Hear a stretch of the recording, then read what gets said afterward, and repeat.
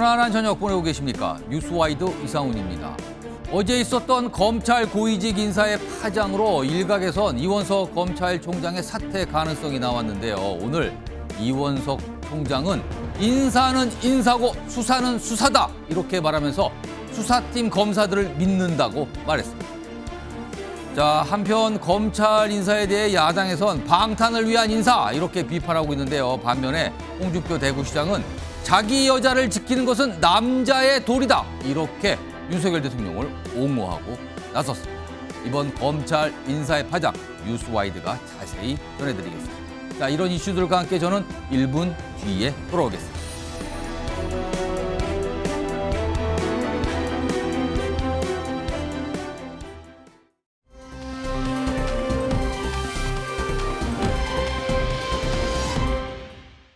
서울중앙지검의 일선 수사팀에서 오로지 증거와 법리에 따라서만 신속하고 엄정하게 수사하고 또 처분할 것이기 때문에 수사 경과와 수사 결과를 지켜봐 주시기를 부탁드립니다.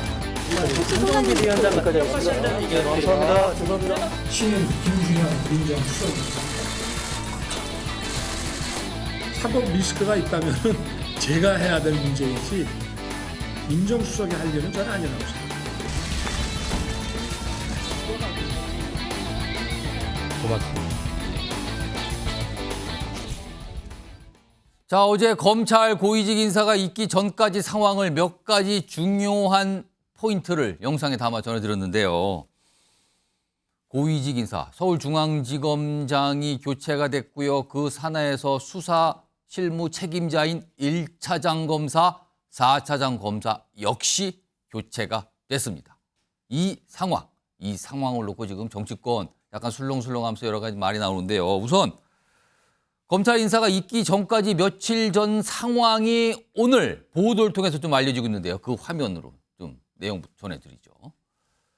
지난 11일입니다. 이원석 검찰총장이 박성재 법무장관을 만났다고 오늘 보도를 통해서 알려지고 있습니다. 그러면서 만나서 한 말은 검찰 인사 시기를 좀 늦춰달라는 요청을 했다는 거예요. 여기에서 법무장관이 무슨 답을 했는지 어떤지는 아직 알려지지 않고 있는데요. 그리고요, 시간이 하루 지나서 그 다음 날 밤 법무부가 검사장들에게 전화를 했답니다. 그러니까 이번에 어제 고위직 인사 대상자가 된 검사들 말하는 거죠. 그동안 고생했다. 이런 내용의 전화를 했다는 거죠. 그리고 어제 오후에 고위직 인사가 있었습니다. 그럼 결과적으로 연기해달라는 이원석 검찰총장의 요청이 묵살된 걸로 지금 파악이 되는 거죠. 그렇다면 이런 상황이 있었다는 겁니다.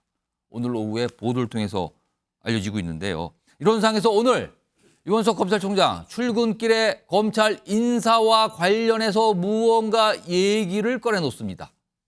들어보겠습니다. 어제 단행된 검사장 인사는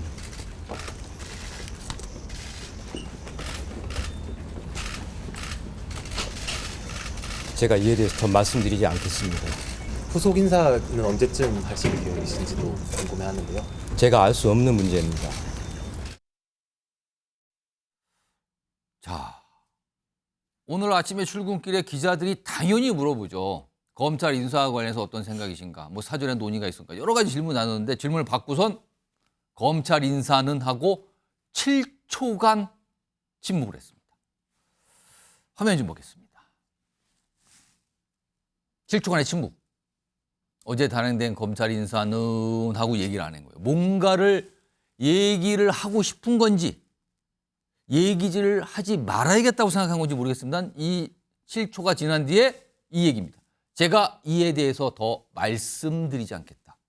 그리고 이후에 반복되는 질문이 있었는데 더 이상 얘기하지 않겠다는 얘기가 반복해서 나왔습니다.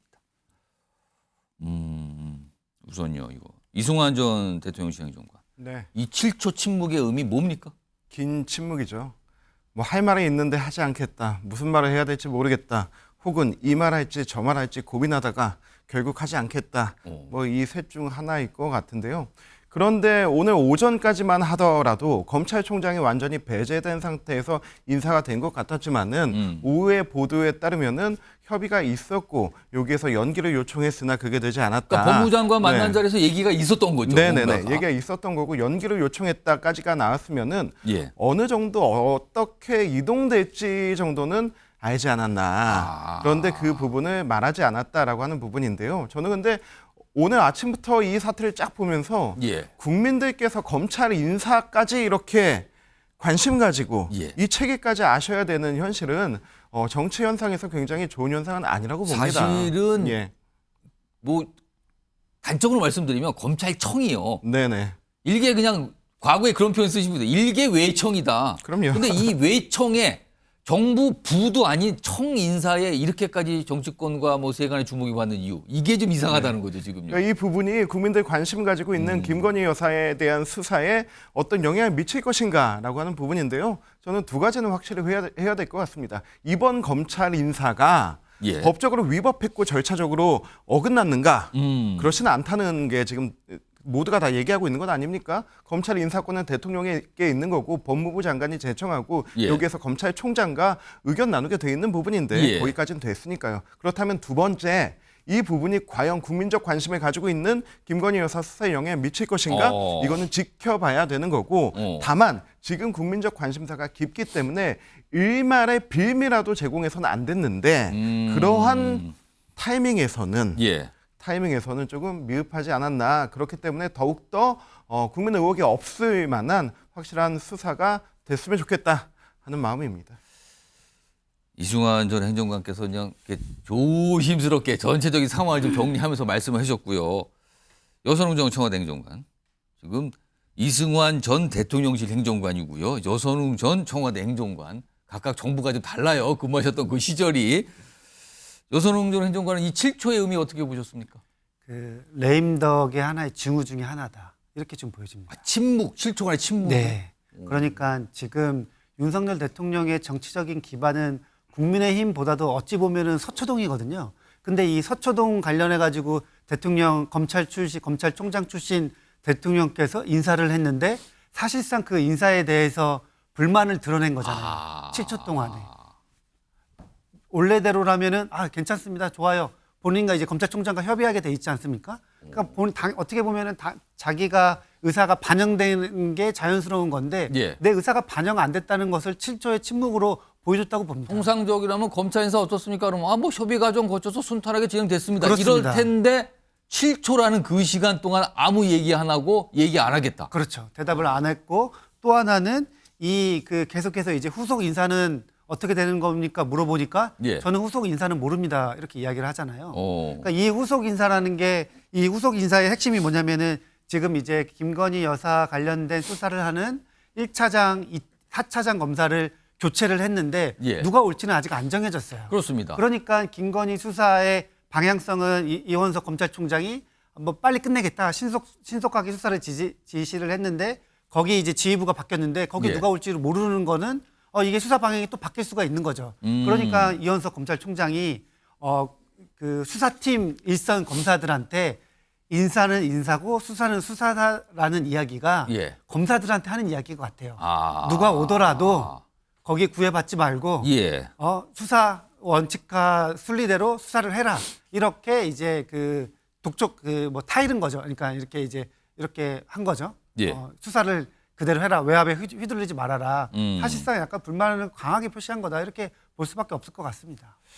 지금요, 어제 나온 인사의 핵심적인 내용은요, 지금 김건희 여사 관련된 수사를 담당하고 있는 서울중앙지검의 지검장을 교체했다. 그리고 그 수사의 실무 책임자인 서울중앙지검 1차장과 4차장 차장 검사들을 교체했다.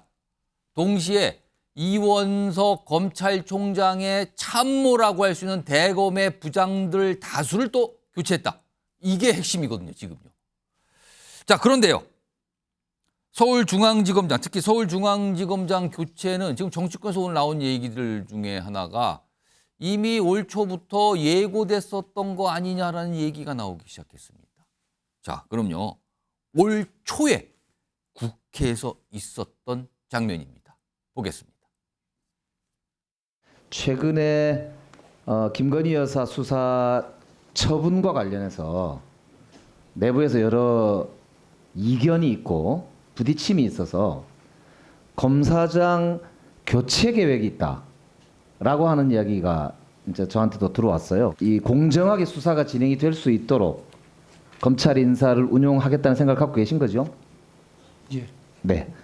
이 수사 책임자들 내에서 그런 의견을 개진한 사람이 있는데 미운 털이 박혔다.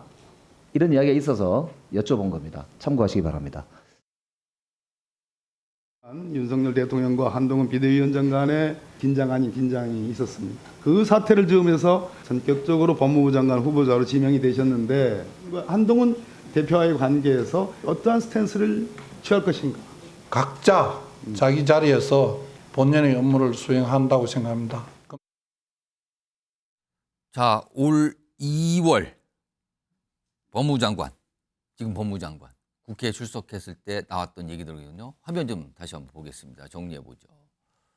이제 김영배 의원이 이런 얘기가 본인한테까지 지금 들어왔다 얘기가. 수사 책임자들 내에서 의견 개진 뭐 여러 가지가 있었다. 근데 미운 털 바뀌었다는 얘기가 있다. 이거 당시에 이제 어제 인사로 교체됐던 송경호 서울중앙지검장. 이런 얘기를 꺼낸 거예요. 앞서서. 박수환 교수님.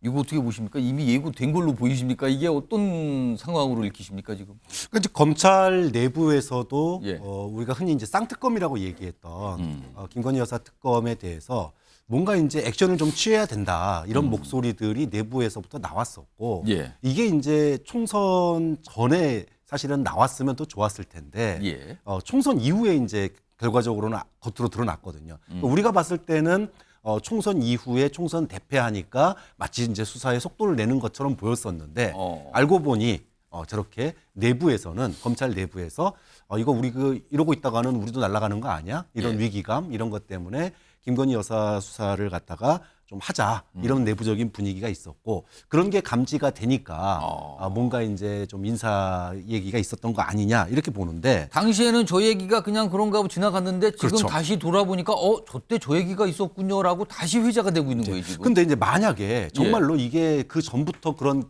얘기가 있었고 그런데 검찰총장과 충분히 상의를 하지 않은 채 인사가 됐다 그러면은 저는 지금 검찰 아까 7초 침묵 얘기했잖아요. 7초 침묵보다 더 무서운 게 지금 검사들의 침묵이에요. 검사들이 불과 3년 전에 취임 갈등 때 총장 패싱했다고 뭐 난리가 났었잖아요. 그 당시에 총장 패싱했다고 뭐 마치 검찰의 독립성이 막 훼손되는 예. 것처럼 검찰이 장악당하는 것처럼 뭐 이렇게 얘기를 했고 우리는 법무부 장관 부하 직원이 아니다라고 집단적으로 항명을 했었습니다. 그런데 지금은 검찰총장 패싱했잖아요. 똑같이. 법무부 장관이 마음대로 인사했지 않습니까? 요청 받아들이지 않았잖아요. 자, 그런데 검찰이 침묵하고 있습니다. 그럼 이 검찰을 과연 국민들이 믿을 수 있겠냐. 이런 이제 검찰 내부의 지금의 어떤 분위기나 이런 것들에 대해서 예. 속으로 결기를 가지고 있는지는 모르겠지만 예. 국민들에게는 그런 결기를 하나도 안 보여줘요. 과연 수사의 결기가 있는지 예. 솔직히 잘 모르겠습니다. 자, 이런 상황에서요. 앞서서 이원석 검찰총장이 오늘 출근길에 7초간의 침묵 장면을 전해드렸잖아요. 그 침묵에 이어서 수사와 관련돼서 얘기를 합니다. 굉장히 짧은 답변이었지만 여러 가지 내용들이 들어가 있습니다. 그 모습 보시죠. 어느 검사장이 오더라도 수사팀과 뜻을 모아서 일체의 다른 고려 없이 오로지 증거와 법리에 따라서만 원칙대로 수사할 것입니다. 저는 우리 검사들을 수사팀을 믿습니다. 인사는 인사이고 수사는 수사입니다. 저는 검찰총장으로서 공직자로서 저에게 주어진 소임, 직분, 소명을 다할 뿐입니다. 그 이상도 그 이하도 없습니다. 이게 평범할 때 뭐 검찰총장이 인사말로 얘기했으면 뭐 그런가 보다 하죠. 뭐 수사는 원칙대로 하는 거니까 원래요. 그리고 수사팀 검사를 당연히 믿겠죠. 근데 지금 때가 때인 만큼 저희가 의미심장해 들리는데 최수영 전 대통령직 인수위 전무위원 어떤 지검장이 오더라도 뭐 원칙과대로 그리고 우리 검사들을 믿는다. 수사팀 검사를 믿는다. 그리고 인사는 인사고 수사는 수사입니다. 이거 무슨 뜻입니까? 어디서 많이 들어본 얘기 아닙니까? 그 인사는 인사, 수사는 수사. 예. 이게 지금 열반에 드신 그 성철 스님의 법어 중에 이런 게 있죠. 산은 산이요 물은 물이다. 많이 들어보셨죠, 이 말을. 그러니까 산이 물이 될 수 없고 물이 산이 될 수 없습니다. 이 얘기는 어떠한 것도 그 진리, 그 사실 자체에 대한 진리를 바꿀 수는 없다라는 성철 스님의 법어인데, 인사는 인사고 수사는 수사죠. 인사는 대통령의 고위 권한이니까 인사를 했고, 예. 수사는 나의 능력 아니니까 수사를 하겠다. 저는 이 뜻으로 받아들여요. 그러니까 그 대통령께서 그게 정기 인사든 수시 인사든 어쨌든 인사를 하신 거고, 그거는 본인의 어떤 그 역할과 직권이 인사권에 있는 대한 거 행사고요. 있으니까요. 근데 예. 본인은 수사권에 대한 건 누가 얘기했습니까? 검찰총장이 있잖아요. 그래서 내가 하겠다는 거죠. 거기서 더 저기서 중요하게 들리는 말은 증거와 법리에 따라라 그랬잖아요. 이 말의 대척점에 있는 거는 증거는 상황과 그다음에 법리는 정치적 분위기. 이게 아마 대척점에 있는 말이겠죠. 그러니까 상황과 정치적 분위기에 고려하지 않고 예. 하겠다는 얘기죠. 그리고 이 말의 뉘앙스는 이게 있는 것 같아요. 비록 수사 지휘관들은 그 교체됐지만 책임자들이 실무라인은 지금- 다 있는 거 아닙니까? 예. 실무라인에 오는 검사장, 그러니까 검사장이라 표현한 거죠. 온 사람들 잘할 거라고 믿는다. 그리고 수사 실무 현재까지 해온 사람들 내가 믿는다. 증거와 법리. 이런 이야기를 놓고 쭉 연결고리를 이어가면은 저는 지금 이원석 총장이 보여주는 저 얼굴의 비장함처럼 예. 본인이 여기에 대해서 9월까지 본인의 직분 안에 그 본인 임기 안에 이것을 해결하겠다라는 의지를 저는 아주 강력한 몇 가지 단어로서 피력했다고 그럼 봅니다. 이달 초에 사실은 교체된 송경호 서울중앙지검장의 신속한 수사라고 지시했고요. 그게 그렇죠. 원칙과 수사 원칙대로 하겠다고 밝혔거든요. 네. 이건 변함없이 간다 이 뜻입니까? 그렇죠. 거기다 지금 과정에 수사팀에 보강한다고 특수보검사 3명을 파견했죠. 예. 그럼 그대로 있을 겁니다. 그렇다면 저는 9월 임기 안에 어쨌든 가시적으로 본인이 책임지고 이 문제를 풀겠다. 그 모든 것에 대한 것은 7초의 침묵은 우리가 또 분석을 했지만 그런 측면에서 사는 사리오 물은 물이다라는 성철 스님의 법어가 저는 이원석 총장에게 오늘 화두를 던진 것 같다는 생각이 듭니다. 오늘 이원석 총장이 받은 질문 중에 하나가 임기 내에 그럼 뭐 다 끝까지 마치시는 겁니까? 그러니까 임기라는 질문을 받았거든요.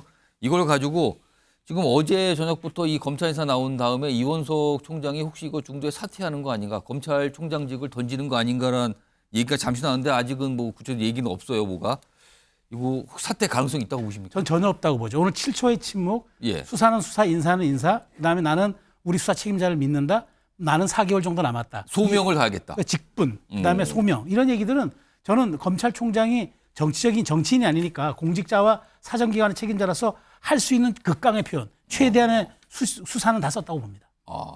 그러니까 본인이 사퇴한 임기 9월까지 그대로 유지하면서 수사를 예정대로 할 것이다. 이 얘기였는데 이런 상황에서요. 어제 피의자 조사를 받은 최재형 목사 어제 뭐 이 명품백 건네고 그거를 촬영하고 뭐 이런 거잖아. 이 혐의로 지금 피의자 조사를 받았는데 어제 밤에 늦게 조사받고 나오면서 한 얘기가 있습니다. 들어보겠습니다. 이 사건의 본질은 김건희 여사가 대통령의 권력을 사유한 사건, 아무것도 받지 않았으면 아무 일도 일어나지 않았습니다. 제가 건네준 선물에 대한 의미, 어떻게 전달했으며 왜 전달했고 그런 거를 다 소상하게 설명했고 그걸 판단하는 거는 이제 검찰의 몫이겠죠. 자, 박찬 교수님. 판단은 검찰의 몫이다라는 얘기를 했네요. 최재형 목사가. 앞으로 이 수사 어떻게 전망하십니까? 뭐 민정수석 이러려고 만들었구나 이런 느낌밖에 안 드는 거죠. 민정수석을 소통을 위해서 만든 줄 알았는데 역시나 검찰 친정 체제를 구축하기 위해서 강화하기 위해서 만들었구나, 인사를 하기 위해서 만들었구나 이런 느낌밖에 안 듭니다. 자, 차장검사나 지검장의 역할이 뭡니까? 평검사들의 수사를 소신껏 할 수 있도록 방어해주고 보호해주는 역할입니다. 자, 그런데 자신들의 수사를 갖다가 소신껏 수사해, 정말 제대로 수사해 라고 위해서 보호해주던 지검장 날아가고 소위 말해서 차장검사 날아갔습니다. 뭐 과거에는 구속으로 뭐 좌천 시켰는데 이번에는 같은 검찰 출신이라 좌천은 아니고 승진해서 보내버렸습니다. 뭐 우리가 날리는 방법은 두 가지잖아요. 좌천시키는 거랑 승진해서 딴 데로 보내버리는 거랑. 어쨌든 그렇게 되면 자, 자신들의 수사팀을 보호해줄 차장검사나 지금 공백 상태입니다. 그럼 결국은 이 수사를 어디로 끌고 갈 건지, 어디까지 수사해도 되는지 이거에 대해서 실무진들이 압박감, 말하지 않아도 압박감을 느낄 수밖에 없는 거예요. 근데 검찰총장은 있지 않습니까? 검찰총장이 지금 아까 결기를 보여주셨다라고 얘기를 했는데 저는 비장한 비겁함이라고 봅니다. 굉장히 비겁한 거예요. 왜냐하면 불과 3년 전에 추윤 갈등 때 검사들이 이 검찰총장의 패싱에 대해서 뭐라고 얘기를 했습니까? 인사 패싱에 대해서. 난리가 났었어요. 내부 통신망이. 근데 지금 오늘 검찰 내부 통신망이 조용합니다. 아무도 얘기하지 않아요. 그 얘기는 이미 그 소위 말해서 성역 없는 수사, 검찰의 독립성 이런 부분들에 대해서 이제는 검찰이 사실상 길들여진 거 아니냐. 뭐 거의 뭐 이 독립성은 수사에 대한 결기는 과연 찾아볼 수 있을까? 지금의 검찰 내부 통신만 보면 3년 전과 똑같은 상황인데 반응이 너무나 달라요. 그러니까 이건 검찰의 선택적 침묵이거든요. 이런 상황에 대해서 과연 이 수사가 제대로 될지에 대해서 의문을 가질 수밖에 없는 거죠. 요거 이승환 전 행정관, 네. 이원석 총장이 거취를 혹시 그러니까 임기가 9월까지인데 그 전에 뭔가 거취 결정을 할지 그리고 앞으로 이 수사는 어떻게 될지 이거 어떻게 전망하세요? 임기 끝까지 할 거라고 보고요. 이게 3년 전 사태와 이제 비교를 하시는데 3년 전 사태와는 다르죠. 왜냐하면 사건의 난이도가 다릅니다. 그때는 법무부 장관이었던 조국과 거기에서 이제 권력형으로 일어났던 그런 일들이고 이거는 너무 명확한 겁니다. 받았냐 안 받았냐 받았다. 받은 거 잘못했다. 그 받아서 잘못한 거에 대한 어떤 국민 정서적 잘못이지 법적 처벌이 가능한가 가능하지 않은가. 그리고 이것을 준 최재형이라는 사람이 과연 어떤 의도를 가지고 어떤 그 자원과 어떤 루트를 통해서 이렇게 접근해서 했는가, 청탁의 의도가 있었는가 없었는가 하는 사건의 난이도가 다릅니다. 그래서 저는 이런 부분은 이원석 총장의 임기 내에 분명히 될 수 있을 거라고 생각하고요. 그리고 지난주에 이원석 총장이 이거에 전담팀 꾸리고 그리고 확실히 수사하겠다 했을 때만 해도 민주당에서는 이거 약속 대련이다 라고 그런 식으로 얘기하지 않았습니까? 약속 대련. 근데 이제 와서 검찰이 무력화됐다. 이거는 뭐 이원석 총장의 결기를 보였다. 다양한 해석이 나오고 있습니다. 이렇게 다양한 해석이 나온다는 거는 모두가 다 이 내막을 알 수 없다는 겁니다. 이럴 때는 검찰이 그냥 있는 그대로 수사하면 됩니다. 자, 검찰 인사가 언제서부턴가 굉장히 주목을 받았는데요. 지금 현 정부뿐만 아니라 앞선 문재인 정부 때도 검찰 고위직 인사 때문에 큰 대립과 갈등이 벌어졌고 여러 가지 말들이 나왔었죠. 그때 당시 모습, 그때 당시에는 윤석열 대통령이 검찰에 몸담던 시절이거든요. 그 과거 모습 좀 확인해 보겠습니다. 한동훈 검사가 잘못했으면 제가 그걸 어떻게 비호를 합니까? 제가 지금 비호하는 것이 아니라 그게 어떻게 비호입니까? 저는 지휘권이 배제돼가지고 인사권도 하나도 없는 사람입니다. 밖에서 다 식물총장이라고 그러지 않습니까? 제가 누구를 비호합니까? 모든 분들에게 대한민국의 공직자로서 헌법 정신과 법치주의를 지키기 위하여 최선을 다할 것을 약속드립니다. 검찰총장이 식물이 될 수 있겠습니까? 아마 우리 법무장관이 뭐 이런 능력이라든지 이런 것들을 감안해서 아주 제대로 잘 했을 것으로 저는 보고 있습니다. 2020년 상황. 문재인 정부 때 사실은 뭐 추윤 갈등 그 이전에 또 다른 조국 전 장관과 관련된 여러 가지 수사 사항들 그래서 엄청난 갈등이 있었어요. 정부와 검찰 사이에. 그 모습인데요. 자, 다음 화면 좀 보겠습니다. 자, 문재인 정부 당시와 윤석열 정부 어제 있었던 요 검찰 인사를 같이 좀 화면에 담아 있는데요. 문재인 정부 때 이른바 청와대 하명 수사, 그다음에 조국 당시 전 장관 관련된 수사 등등 검찰 지휘부의 인사 조치가 좀 있었어요. 당시에 반발도 있었죠. 중앙지검 차장 4명 전원 교체. 그리고요, 그때 이성윤 중앙지검장이 임명이 됐는데 문재인 전 대통령 경희대 후배 이렇게 알려졌죠. 이른바 뭐 친문 검사 뭐 이런 표현도 등장을 했어요. 자, 그런데 어제 있었던 검찰 인사 관련해서요. 지금 김건희 여사 관련 수사를 맡고 있는 서울중앙지검장 그리고 차장 둘 지휘부가 교체가 된 거죠. 그리고요, 지금 새 서울중앙지검 신임 서울중앙지검장으로 이창수 지검장이 임명됐는데 윤석열 대통령이 검찰총장 시절 대변인을 맡았다. 뭐 이런 인연이 좀 소개되고 있습니다. 여선웅 전 행정관. 일단 어제 인사에 대해서 오늘 대통령실이 언론을 통해서 이제 반응을 살짝 관계자가 보였는데 그 검찰 인사는 정상적으로 다는데 인사다. 뭐가 문제인지 모르겠다. 약간 이런 취지의 반응이 나왔는데 이거 좀 어떻게 보십니까? 지금 아까 문정부 때 약간 검찰 인사와 관련된 여러 가지 갈등. 이번에 또 검찰 인사를 두고 이원석 총장의 약간 침묵과 이런 반응. 이거 어떻게 보십니까 지금? 제가 아까 일전에 이제 7초간의 침묵이 약간 레임덕의 징후 중에 하나다 이런 말씀을 드렸는데요. 예. 그러니까 문재인 저 정부 당시에 저렇게 이제 막 그 권력형 수사라고 윤석열 당시 검찰총장이 주장하던 것들이었는데 거기 관련된 이제 뭐 수사 지휘부들이 교체를 했었어요. 그때도 이제 막 윤석열 총장 당시 총장이 굉장히 이제 막 검찰 패싱 식물총장 예. 이런 이야기를 하면서 거칠게 항의를 했습니다. 그리고 나서 사실상 윤석열 검찰총장이 뭔가 이 그 권력을 살아있는 권력을 수사하는 뭔가 정의로운 검사 약간 이런 이미지가 그때부터 이제 차곡차곡 쌓인 거거든요. 예. 반면에 그때부터 이제 문재인 정부는 어떻게 보면은 약간은 뭐 지금의 야당 대통령 윤석열 대통령 키운 꼴이 됐죠. 그러니까 윤석열 대통령께서 사실은 저 본인의 그 4년 전의 상황을 반면교사 삼아서 예. 이렇게 그냥 이제 뭐 지금 국민들이 원하는 수사를 갑자기 이제 막 이렇게 무마시키려고 보이는 듯한 이러한 뭐 인사는 하면 안 되는 거였는데 이렇게 인사를 하는 것 자체가 사실은 문재인 대통령 때보다도 더 심각한 상황을 연출할 수도 있다. 왜냐면은 윤석열 대통령은 윤석열 검찰총장이잖아요. 예. 그 검사 출신이기 때문에 이 윤석열 대통령이 검사 인사도 제대로 못하는 듯한 이런 모습을 보이면 이건 권력 누수라고 보여줄 수밖에 없거든요. 그렇기 때문에 문재인 정부 시절보다 더 큰 검찰 패싱, 총장 패싱에 대한 더 큰 타격을 입을 것이다. 그럴 수밖에 없다 이렇게 보여집니다. 이승환 전 행정관 어떻게 보셨습니까 지금? 저 때와 지금은 다르다 이렇게 얘기하고 싶진 않은데 예. 근데 다른 점이 있습니다. 오. 그때 윤석열 검찰총장이 말한 인사권도 없는 식물총장은 이때는 검사의 인사권은 대통령이 가지고 있잖아요. 예. 거기에 함께하지 못했다, 의견 내지 못했다가 아니고 본인이 인사할 수 있는 행정기구와 조직까지 인사할 수 없었다라고 하는 부분이었고요. 그리고 22년 6월 달에 어떻게 검찰총장이 식물총장 될 수 있느냐.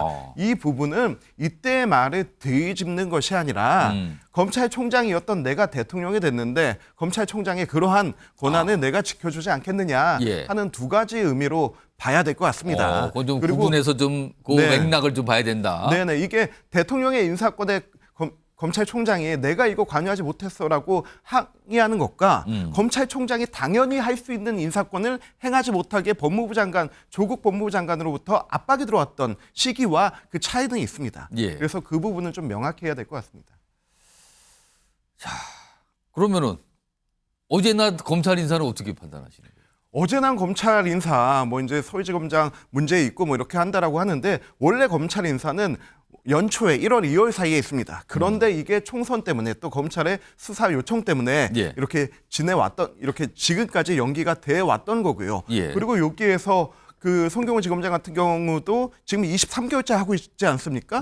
역대 20년 동안 31명의 그 직에 있었던 사람 중에 두 번째로 오래 하고 있는 겁니다. 근무기간이 길었다 평균이 11개월인데 23개월 하고 있으면은 2배 넘게 하고 있는 거거든요. 그렇다면 그 시기는 이미 지난 것이죠. 그래서 법무부 장관 인사청문회 때 지난 2월에 이 교체 얘기 나오고 있는 거 아니냐라고 했는데 이미 교체 얘기가 나올 수밖에 없죠. 시기가 지났기 때문에. 그래서 그런 부분에 대해서는 어떤 법과 규칙과 제도를 어긋난 상황이 아니라면은 물론 비밀을 제공할 수 있지만은 비판을 이렇게 정치적으로 할 것은 좀 아니라고 봅니다. 제가 짧게 주간 질문 드리면 어제는 사실 검사장급 고위직 인사잖아요. 근데 지금 수사 실무를 담당하는 어제까지는 지휘부 책임자급의 인사였는데 수사 실무를 담당하고 있는 부장검사급 그다음에 그 이하의 검사들에 대한 인사가 날 가능성이 있다고 보십니까 지금? 제가 그래서 비밀을 주면 안 된다라고 하는 건데 지난주에 이원석 총장이 이제 김건희 여사 사건 전담팀을 만들면서 정말 여기 실력 있는 사람들이 들어갔구나라고 국민적 관심이 모이지 않았습니까? 저는 그거를까지 만약에 그럴 리는 없겠지만 그게 흔들리게 되면은 정말 빌미가 걷잡을 수 없는 의혹으로 커질 수밖에 없다. 근데 저는 지금은 지휘부의 인사였고 이제 수사 실무진의 인사까지는 그렇게 내려가지 않을 것이다라고 예측을 합니다. 지금 이제 법조계에서는 지금 이 시점이 평검사들 인사하는 시점은 아니라 그러네요. 지금요. 일단 지휘부에 대해서 이게 사실은 좀 먼저 했어야 되는데 늦었다라는 어떤 분석도 있고요.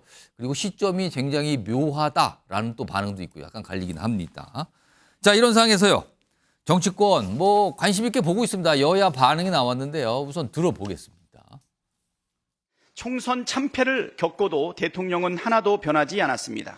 서울중앙지검장에 이창수 전주지검장이 임명되었습니다. 이창수 전주지검장은 성남FC 후원금 의혹 사건을 진두지휘했던 검찰 정권의 최일선에서 야당 탄압 선봉에 섰던 대표적인 친윤 라인입니다.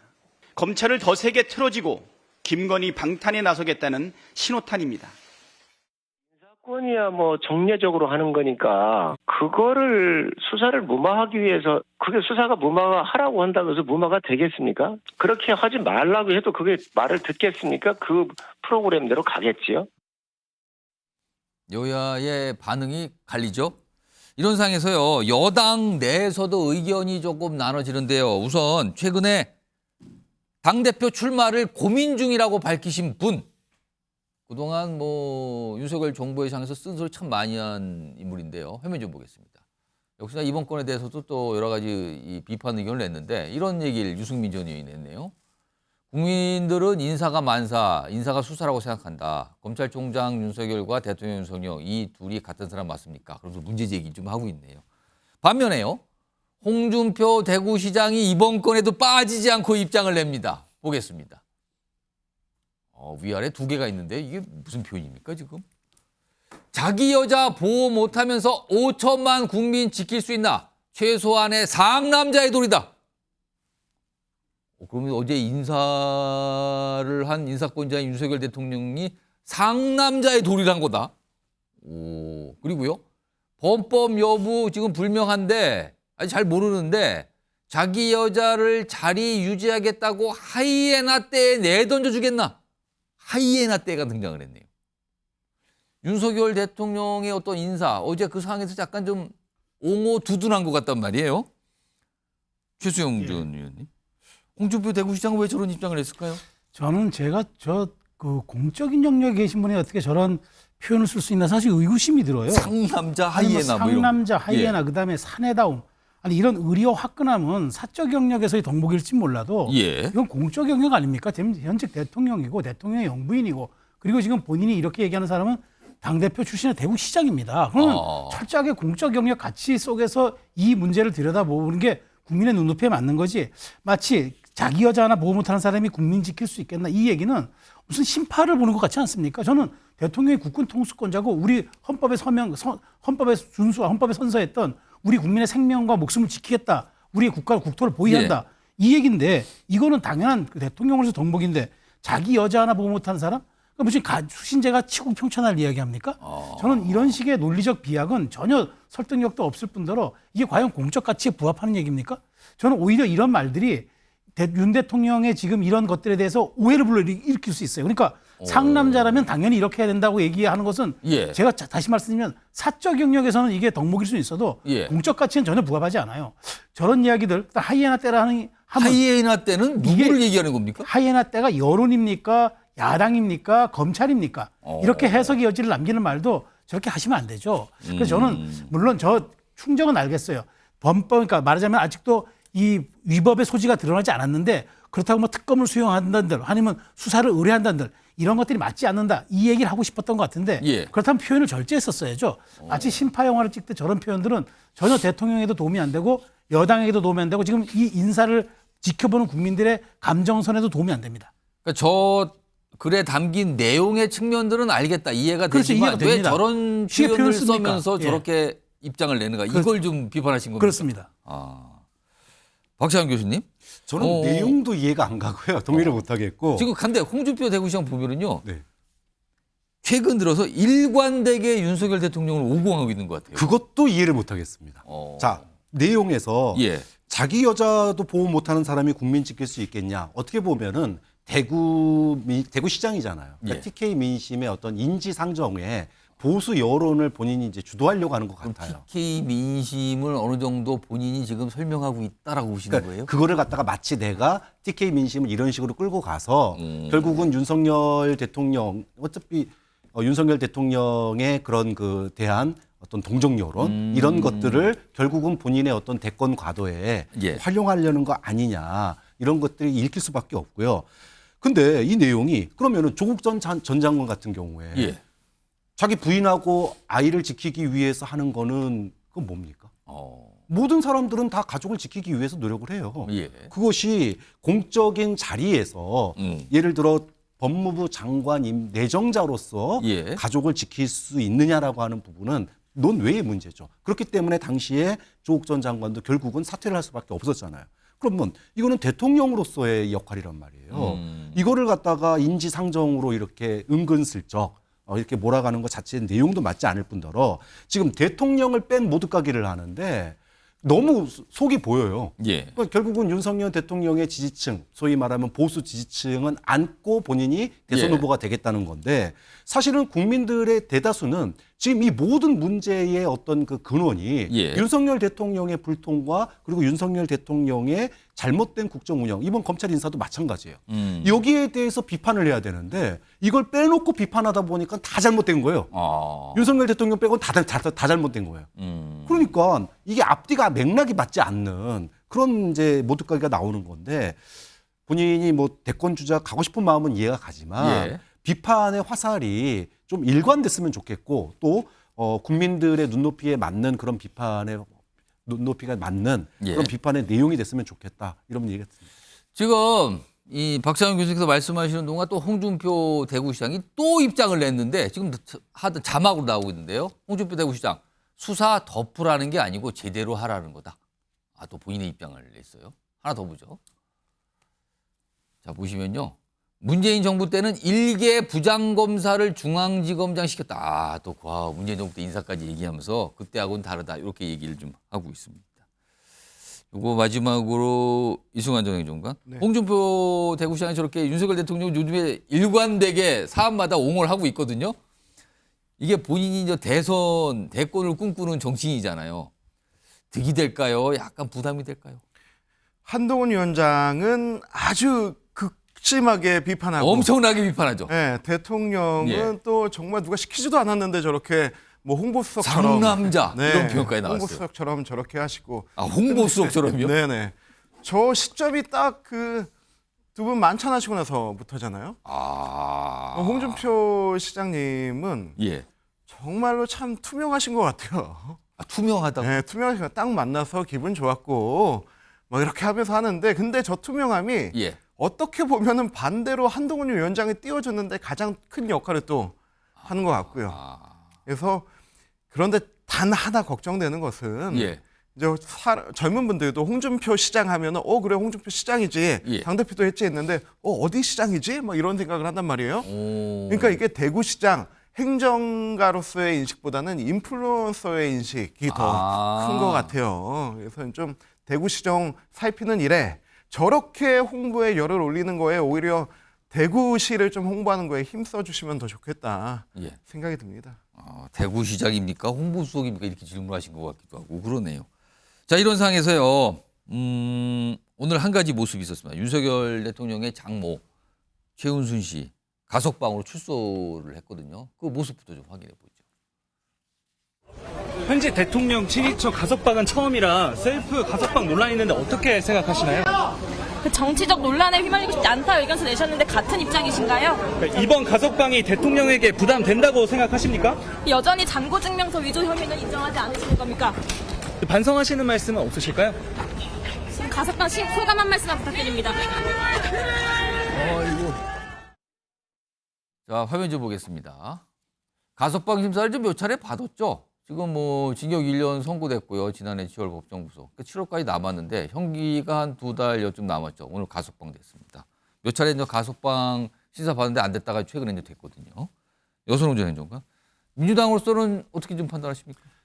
그 민주당 이제 일각에서는 이게 이제 뭐 셀프 사면이다. 그리고 뭐 어버이날에 법무부가 최종적으로 이제 뭐 가석방 허가를 냈거든요. 그거 보고 이제 어버이날 선물이다. 이렇게 좀 비판을 좀 하고 있습니다. 근데 저는 뭐 그 형량의 이제 뭐 80% 다 채웠거든요. 근데 일반인들도 그렇게 뭐 80% 이상 채우면은 그냥 뭐 출소하는 경우가 있습니다. 그렇기 때문에 크게 이제 막 뭐 아예 각 잡고 비판할 일은 아니다. 그런데 다만 이제 뭐 국민의힘 입장에서 보면은 굉장히 약간 조금 타이밍이 별로다 이런 생각이 들거든요. 그러니까 저기 대국민 기자회견 하기 하루 전날에 이걸 했어요. 그러니까 참 이 정부가 이렇게 정부적으로 너무 감각이 떨어진다. 뭐 이런 비판 정도는 할 수 있을 것 같습니다. 이순환 전 행정관은 어떻게 보셨어요? 또 저분이 저분이 그 기준이 된 거잖아요. 나이도 올해 77세이시고 예. 형기의 82%를 채웠고 그리고 2월부터 계속해서 그러니까 뭐 조건은 심사를 다 해왔고요. 가석방 심사 조건을 맞췄다고 그런데 뭐 대통령의 장모다, 정치적 사건이다라고 해서 저거를 승인해주지 않으면은 오히려 대통령의 친인척이라 역차별 받는다라고 하는 거는 우리 민주사회 정신에 어긋나고 그리고 그 심사위원회가 다 같이 결정을 한 거잖아요. 그럼 일반적인 법무행정에 대해서까지 이렇게 뭐 정치적 해석을 크게 하는 거는 좀 오히려 더 역효과가 나지 않을까 생각합니다. 뭐 가석방이 확정이 됐다랄 때는 약간 민주당에서 약간 반응이 나오는데 오늘은 뭐 정치권에서 별다른 얘기가 없네요, 사실은요. 뭐 그래서 이렇게 좀 영상으로만 좀 전해드렸습니다. 자, 다음 주제는요. 거의 매일 사실은요, 별다른 활동도 안 하고 있어요. 근데 정치권에서는요, 아주 많은 분들이 매일 이 이름을 얘기합니다. 자, 그 주제 가보죠. 나오려면 상처를 각오해야 한다. 나오려면 상처가 엄청나게 많이 날 각오를 하고 나와야 된다. 상처라는 얘기가 나왔습니다. 한동훈 전 비대위원장 얘기인데요. 뭐 전당대회 등판설 오늘 나온 표현 보니까요. 여름 등판론 이렇게 또 표현이 바뀌었더라고요. 더워지면 나올 거다. 이겁니다. 지금 서서히 더워지고 있는데요. 지금요. 자, 그럼요. 오늘 한동훈 전 위원장 관련된 얘기를 하신 분이 있는데요. 2명이 지금 등장을 할 겁니다. 근데 그 두 분의 얘기의 공통점에는요. 상처라는 단어가 들어가 있습니다. 들어보시죠. 총선 때 심신이 많이 지쳐 있는데 공격까지 받게 되면 또 상처받을 수도 있기 때문에 저는 알리고 싶었을 텐데 한동훈 위원장이 나오는 게 거의 기정사실화되어 있지 않겠습니까? 표명은 안 했지만 마음은 기울지 않았나 각오하고 나와야 된다. 상처 입더라도 견뎌내고 뚫고 나가야 된다. 말을 해주고 싶죠.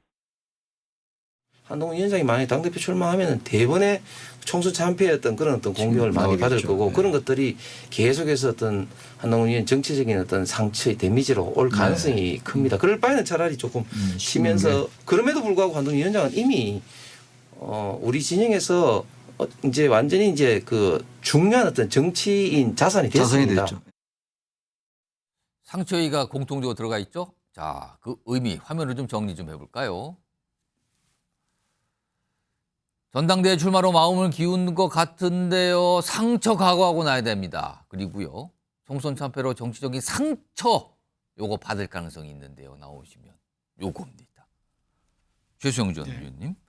어떤 상처를 지금 걱정해서 말하는 걸까요? 저는 한 세 가지가 좀 눈에 띄어요. 아, 상처 종류가 세 가지나 될 것 같습니까? 그러니까 뭐냐면 한동훈 위원장은 지금 사실 첫 데뷔 무대가 그 비대위원장으로서 총선이었잖아요. 예. 짧은 시간에 어쨌든 패배에 대한 그런 논쟁이 있지만 어쨌든 그거밖에 겪은 게 없어요. 현실 정치는. 그러니까 우리가 현실 정치인 얘기할 때 산전수전 공중전이라는 얘기 다 하지 않습니까? 예. 산전수전 공중전을 겪어야 비로소 지도자급의 정치인이 된다. 그런 노련함이 있다는 얘기하는데 한동훈 위원장은 산전수전 공중전을 겪어본 적이 없습니다. 그래서 이런 과정 다양한 것들에 대한 부딪힘을 통해서 아마 상처를 입을 것이다. 예. 이걸 각오해야 한다가 첫 번째 같고요. 두 번째는 이거죠. 지금 얘기한 대로 대선 패배, 그러니까 총선 패배한 지 아직 말하자면 그 서류에 잉크도 안 발랐는데 예. 벌써 나오려고 하느냐? 책임 없냐? 이 소리가 아마 상대 진영에서 나오든 아니면 반대 진영에서 나오든 꼭 나올 것이다. 계속 물어볼 거다. 계속 그거를. 그다음에 이게 백서 만드는 과정에서도 집요하게 한동훈을 괴롭힐 것이다. 그런 측면에서 이게 대선 패배 책임론이 끝까지 한동훈 위원장을 괴롭히는 이게 상처가 될 수 있다. 그리고 세 번째, 이게 가장 중요해요. 예. 대통령 임기 3년 남았잖아요. 예. 당대표에 도전하겠다고 나온 순간부터 본인의 정치적 스탠스는 약간 대통령과 거리두기 할 수밖에 없을 거예요. 지금까지도 그래왔던 것처럼. 예. 그렇다면은 물론 이제 다시 또 식사를 통해서 극적인 화합을 또 할 수도 있는 거지만 어쨌든 지금 우리가 합리적으로 추론해 보면은 지금 약간 대통령과 대척점과 거리감을 두고 스탠스를 가질 텐데 그러면 대통령 임기 3년 남았어요. 예. 3년 동안 대통령이 그러면은 자기의 그 국정 철학에 동의하지 않고 한 팀이 안 될 수 있거나 혹은 비주류의 길을 걷겠다는 정치인과 한 팀이 될 수 있겠어요? 무언가 어쨌든 걸림돌이 된다 그러면 그 상황 자체가 상처다. 그 상처가 되겠죠. 그래서 이제 일각에서 얘기가 대통령이란 권력은 예. 실제로 누구를 후계자로 만들 수는 없어도 예. 후계자로 만들지 못하도록 할 힘은 있다라는 얘기를 하지 않습니까? 아마 그것이 세 번째 전 상처가 되는 것 같아요. 그래서 토탈 얘기한 상처의 제가 범위가 저는 이 세 가지들이 지금 주로 정치권에서 나오는 상처의 범위가 아닌가 싶어요. 그러면은 지금 세 가지나 되는 상처 가능성을 얘기해 주셨는데 그럼에도 불구하고 한동훈 전 위원장은 전당대회에 출마해서 당대표에 도전할 걸로 보십니까? 할 걸로 봅니다. 아마 내일이 되면 좀 가능성이 높아질 거고 한 달 후면 좀 더 가능성이 높아질 겁니다. 그렇게 상처가 날 상황인데도 나올 걸로 판단하십니까? 어차피 본인이 이 판에 뛰어든 이상 예. 이것을 두려워하면 안 됩니다. 정말로 본인이 별을 보고 싶잖아요. 가장 빛나는 별을 보려면 어디로 가야 하는지 아십니까? 가장 어두운 곳으로 들어가야 가장 빛나는 별이 보입니다. 그거는 각오해야 하는 필연의 숙명, 정치인에게 있어서는 업보와도 같은 겁니다. 가장 어두운 곳으로 가야 별이 가장 잘 보인다. 무슨 어디 책에 있는 내용을 말씀하신 것 같기도 하네요. 이런 상황에서 앞서서 검찰 인사 얘기도 했는데 그 얘기도 좀 다음 화면에 포함이 돼 있는데 일단 화면을 정리 좀 해보죠. 지금 한동훈 전 위원장과 관련이 있어 보이는 듯한 정책 상황이에요, 지금. 일단 최근에 국민의힘이 비상대책위원회 비대위원들 인선했죠? 근데 친윤 성향이 좀 있는 거 아니냐라는 얘기가 나와요. 그래서 일각에서는 친윤 비대위 구성 아니냐라는 소리가 나오고 있죠? 이게 첫 번째 상황. 두 번째, 어제 있었던 검찰 인사를 놓고요. 이른바 검찰 내에서 친한동훈 검사들이 수사 담당 자리에서 떠났다, 지금. 이런 평가 나옵니다. 친한계 떠난 검찰. 자, 그리고요. 또 하나는 국민의힘 지지층만 봤을 때 당대표 주자로 압도적 1위를 달리고 있습니다. 두 번째는요, 뭔가 불편한 상황일 수 있지만 마지막은 굉장히 힘이 되는 상황일 수 있는 거거든요. 이런 것들이 지금 쌓이고 있는데 상황들이 이게 당권 도전의 명분이 되는 거 아니냐라는 말들이 나오고 있습니다. 박상현 교수님, 이 사항들이 도전의 명분이 된다고 보십니까 지금? 그러니까 지금 사실은 총선 직후에는 한동훈 비대위원장이 전당대회에 나온다? 이거 사실 그렇게 크게 상상할 수 없었던 분위기였어요. 워낙 대패를 했고 예. 그 대패에 대한 책임감이 있었기 때문에 뭐 한두 달 뒤에 펼쳐질 전당대회에서 바로 나온다? 사실 어려운 상황이었습니다. 자, 그런데 지금 상황이 조금 미묘하게 바뀌고 있어요. 저는 이제 한동훈 비대위원장이 전당대회에 나올 가능성이 굉장히 높아지고 있다라고 지금 이제 다시 입장이 바뀌었는데 예. 두 가지 점에서 그렇습니다. 하나는 첫 번째는 사실은 전당대회에 나오려면 본인의 의지가 필요해요. 그리고 의지. 근데 이 의지는 요즘에 언론 노출도를 보면은 나올 생각이 있는 것 같습니다. 사진 정도만 등장하는데도 뭐. 그죠. 물론 뭐 안 돌아다닐 수는 없겠지만 그 본인의 그런 살짝살짝의 노출을 통해서도 소위 지금 그 보수 지지층 자신의 어떤 그 국민의힘 내부에 그런 높은 지지가 계속 확인이 되고 있기 때문에 이거 나가면 될 것 같은데 이런 의지 확인. 본인이 입고 나온 옷까지 뭐 없어서 못 구한다는 얘기가 나올 지경이니까요, 지금요. 그렇죠. 그러다 보니까 의지가 점점 높아지는 거 아니냐 이런 것들이고요. 또 하나는 아무리 본인 의지가 있더라도 배가 뜨고 싶어도 물이 있어야 뜰 거 아닙니까? 예. 그런데 지금 국민의힘에 그 물이 보여요. 지금 국민의힘이 크게 두 개로 양분돼 있는 느낌입니다. 하나는 영남의 소위 친윤 중심의 현역 당선인들. 그리고 또 하나는 수도권에 낙선하신 우리 당협위원장들. 그런데 이 낙선한 수도권의 당협위원장들 입장에서 보면 지금 용산을 보거나 지금 당의 비대위를 보면은 고구마 물 없이 한 100개 먹은 느낌일 거예요. 이건 바뀌어야 되는데 도대체가 하나도 바뀌는 게 없고 하는 것마다 국민 여론에서 뭔가 좀 질타를 받을 부분들이 보이니까 당을 보는 느낌이 굉장히 답답한데 누군가 이 분위기를 좀 상황을 바꿔줬으면 하는 바람들이 점점 커지고 있다. 근데 지금 한 사람밖에 안 보인다 이겁니까? 그렇죠. 근데 그 중에서 보수층에 어필할 수 있고 당 내부의 환호를 받는 그런 사람이 소위 말해서 이제 한동훈 전 비대위원장이다 보니까 이 배를 띄워줄 물들이 지금 당 내에 굉장히 많이 존재한다. 뭐 지역구 250개 중에 사실 당선된 데는 80여 군밖에 안 되잖아요. 나머지는 다 낙선된 곳이니까 충분히 동력이 되고 있는 거 아니냐 이렇게 보는 거죠. 뭔가 상황이 자꾸만 출마로 내몰고 있는 것 아닌가. 그리고 본인은 그거를 굳이 마다하지 않고 보고 있는 거 아닌가. 뭐 이런 얘기들이 좀 들리는 것 같는데요. 뭐 의견들입니다. 지금 정치권에서 나오는. 이런 상황에서 국민의힘은 총선 패배의 이유를 상세하게 담은 백서를 지금 만들고 있는 상황이죠. 오늘 황우여 비대위원장이 이 백서 관련 회의에 참석을 했어요. 그리고 뭐 여러 가지 얘기를 꺼내놓고요. 그리고 백서 만드는 걸 주도하고 있는 이 TF 위원장 조정훈 의원도 얘기 좀 꺼내놓았습니다. 들어보시죠. 개인 내 책임을 추궁하는 식으로 하시지 말고 책임은 당대표가 사퇴한 것으로 정치적 책임은 봉합하자. 주어를 당으로 해서 당이 이렇게 했는데 여기 이런 문제가 있고 이런 결과가 나왔다.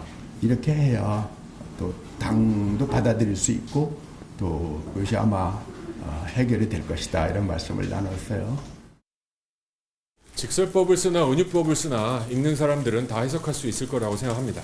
한동훈 전 위원장님은 저희 설문조사 결과가 어느 정도 정리되는 대로 그 결과를 가지고 한번 면담 요청을 하려고 합니다. 황우여 위원장님이 말씀하신 것처럼 어떤 질문에도 주저함은 없어야 된다라고 생각합니다. 이승환 전 행정관. 그러니까 지금 TF 백서를 만들 때 이런 선거와 관련된 인물들 다 만나고 있는 거예요. 네. 뭐 공천관리위원 등등. 비상대책위원장 한동훈 위원장도 면담하겠다 그랬어요. 그래서 뭐 얘기를 듣고 뭔가를 담겠다는 거잖아요, 지금. 한동훈 전 위원장이 이 면담에 응할까요? 저는 뭐 응해야 된다고 봅니다. 비상대책위원장이었던 사람으로서 또 선거대책위원장이었던 사람으로서 당연한 책무라고 생각하고요. 근데 응해서 얘기를 하면은 그 백소에 한동훈 책임론이 활자로 담기는 거 아닙니까? 그럼요. 저는 그래서 이거는 정무적으로 또 전략적으로 한동훈 위원장이 활용하기 나름인데 만나서 딴 얘기 할 필요 없이 제가 부족했습니다. 제가 잘못했습니다. 하면 됩니다. 그리고 지금 그 역대 대한민국에서 이제 크게 성장한 정치 지도자들을 보면은 뭐 여러 가지 요인이 있지만은 국민적 동정심이 있어야 됩니다. 그 국민적 동정심은 뭐 상대 진영에 대한 핍박이라든지 아니면 뭐 육체적 문제라든지 민주화에 대한 기여라든지 여러 가지가 있을 수 있는데요. 지금 저는 오히려 이렇게 하는 것들이 그 동정심을 키우는 것이 아닐까라고 생각을 합니다. 그리고 이제 한동훈 위원장 계속해서 전대 나오냐 안 나오냐 얘기가 있는데 저는 지금 한동훈 위원장은 다른 게 아니고 원래의 정치의 초식대로라면 선거에 패배한 패장은 당연히 그 커튼 뒤로 사라져야 되는데 그렇지 않고 살아난 사람이 있을까 사례 연구를 하고 있을 것 같아요. 그 사례 연구가 바로 다름이 아니고 이재명 대표죠. 얼마 안 됐죠, 지금요? 22년 3월에 대선 패배하고 그리고 6월에 지선 패배하고 그러는 와중에 본인은 재보궐로 인천 괴양에서 하고 그리고 나서 8월 달에 당대표가 돼가지고 아무 책임지지 않고 그리고 자기 대선 지고 지지자들 다 이렇게 허망해 있을 때 심지어 주식 투자까지 하지 않았습니까? 그래 놓고 지금 해서 절대 이 패장한테 기회를 주면 안 된다를 다 딛고 이겨서 이번 총선에 190녀석의 거대 야당 만든 거 아닙니까? 저는 이 사례를 봤을 때 해도 되겠는데 하는 생각이 들 것 같습니다. 그걸 지금 연구하고 있을 거다 지금. 가장 최근에 성공한 사례니까. 이런 상황에서 앞서서 조정훈 의원 지금 TF 위원장을 맡고 있는데 뭐 은유법을 써도 뭐 다 해석하면 다 안다. 그러니까 구체적인 아까 황우여 위원장은 그냥 당으로 하자 책임의 주체를.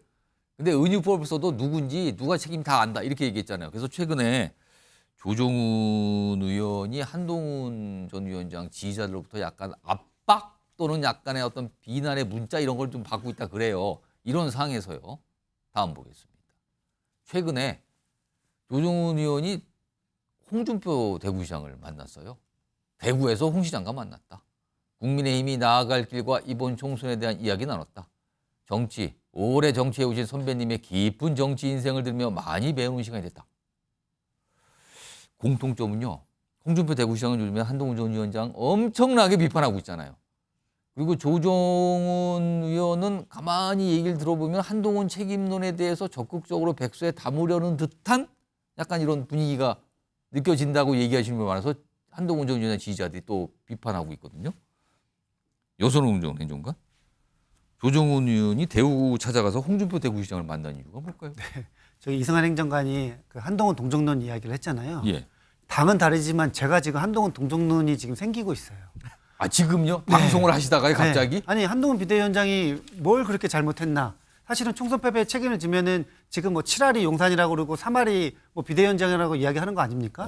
근데 지금 한동훈 비대위원장을 둘러싸서 특히나 가장 한동훈 잡겠다 한동훈 불출마 시키겠다 앞장서고 있는 분이 조정훈 의원이에요. 근데 조정훈 의원께서 그 홍준표 시장을 만났다는 것 자체가 예. 지금 홍준표 대구시장께서 한동훈 비대위원장 책임론 이야기하고 거의 뭐 폐쇄자 이런 얘기까지 꺼내놨단 폐쇄자, 말이지. 우주 미아, 뭐 얼씬거리지 말라 이렇게 굉장히 공격하고 있는데 그렇게 이야기하는 분을 백서 TF 위원장이 만나는 것 자체가 뭐 의견이 실리고 둘이 의기투합하는 것 많이 배웠다고 그랬단 말이에요. 예.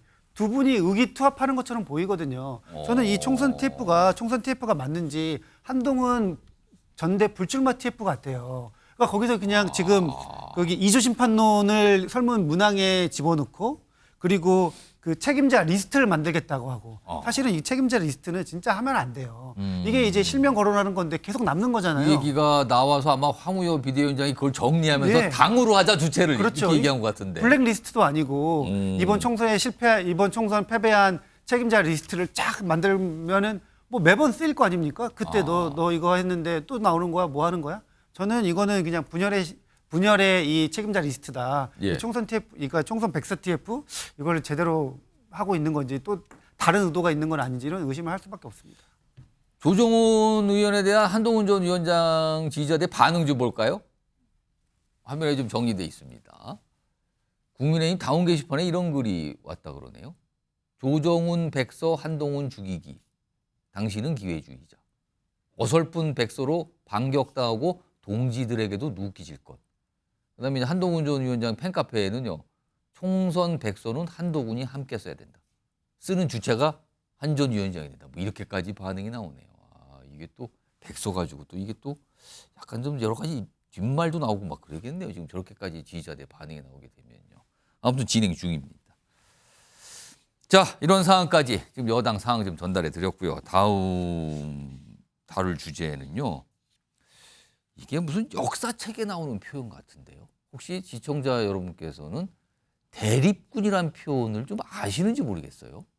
이게 요즘에 안 쓰는 표현이거든요. 뭐 역사책이나 과거의 어떤 기록에 등장하는 표현인데 그 주제로 좀 가보죠. 추미애는 대립군? 대립이 뭐 싸우는 건 아니고 대신 뭘 한다는 소린가요? 이 대립군 표현이 최근에 민주당 익명의 인사로부터 언론에 전해지면서 이렇게 좀 회자가 되고 있는데 이에 대해서 추미애 당선인 최근에 국회의장 도전했는데 지금 막 추대론까지 나오잖아요. 이 대립군에 대해서 반응을 좀 보였습니다. 들어보시죠. 그런 표현은 적절하지 않고요. 국회가 제 역할을 한다면 이제 당대표가 또한 차기 유력 대권 주자이시기 때문에 당과 의회 사이에 유기적인 역할 분담이 되지 않겠나. 국회 다수당이 제안하는 법이 효능감 있게 통과가 돼서 피부에 닿는 정책으로 펼쳐질 수 있게 한다면 차기 유력한 대권 주자인 이재명 대표에게 도움이 되겠죠. 그 표현 적절치 않다 얘기하면서 이재명 대표에게 자기가 뭐 역할을 뭐 도움이 되겠다 이런 말을 붙이는데 일단 여기 보면은 이게 언론에 한 친명계 의원을 아시는 분이 싹 이름을 밝히지 않으면서 계속 표현한 건데 이런 말을 했다네요. 추미애는 일종의 대립군이다. 이게 조선시대 때보다 어떤 이런 표현 아니에요. 이재명 대표 대신 싸워줄 사람으로 선택된 것이다. 그러니까 어떤 옛날에 예를 들면 뭐 굉장히 고위 관료라든가 뭐 예를 들어 뭐 주군이라는 표현도 쓰는데 그 인물을 대신해서 뭔가 싸워주고 약간 뭐랄까요 좀 갈등 전선에 전면에 나서고 뭐 이런 인물을 말하는 게 대립군이라 그러는데 이재명 대표 대신 싸워줄 사람으로 선택된 것이다. 이렇게 표현합니다. 그때 추미애 당선인은 적절치 않다고 반응했는데 최수영 전 의원님 대립군으로 최근 모습이 이렇게 보입니까?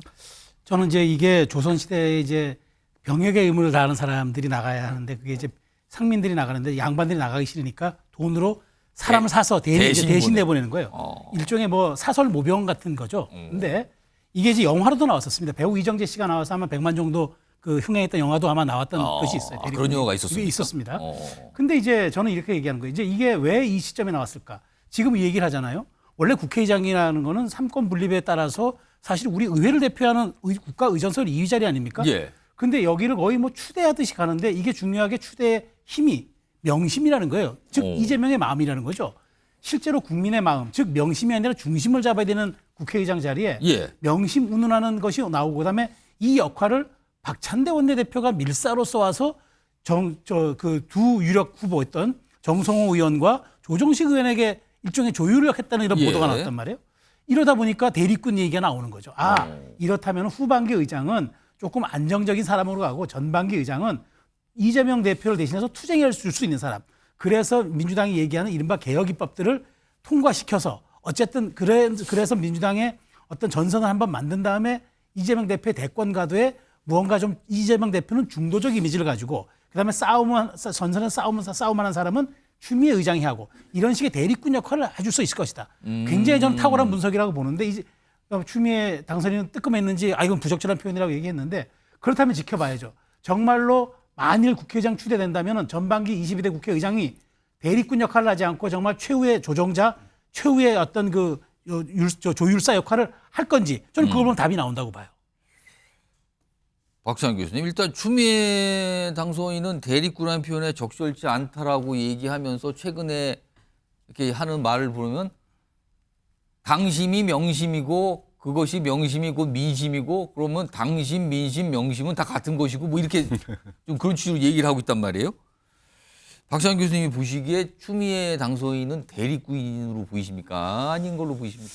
그러니까 그 친명계 의원 누군지 모르겠어요, 저는요. 누군지 모르겠어요. 네, 근데 굉장히 단어 선택이 전 굉장히 잘못됐다고 봐요. 잘못된 표현입니까? 그러니까 우리가 딱 떨어진 단어를 쓰면은 굉장히 그 단어가 귀에 착착 감기고 이미지도 굉장히 좋아집니다. 그런데 반면에 단어 잘못 쓰면은요 굉장히 부정적인 이미지를 만들어줘요. 대립군이라는 게 아무리 봐도 약간 그렇게 그렇죠. 긍정적인 분위기를 보이지 않거든요. 돈 받고 대신 전쟁터 나가는 거예요. 용병 느낌입니다. 그런데 사실은 추미애 의원은 본인이 추윤 갈등으로 물러날 때 뭐라고 그랬냐 하면 나 돌아올 거다. 돌아와서 검찰개혁 완성할 거다.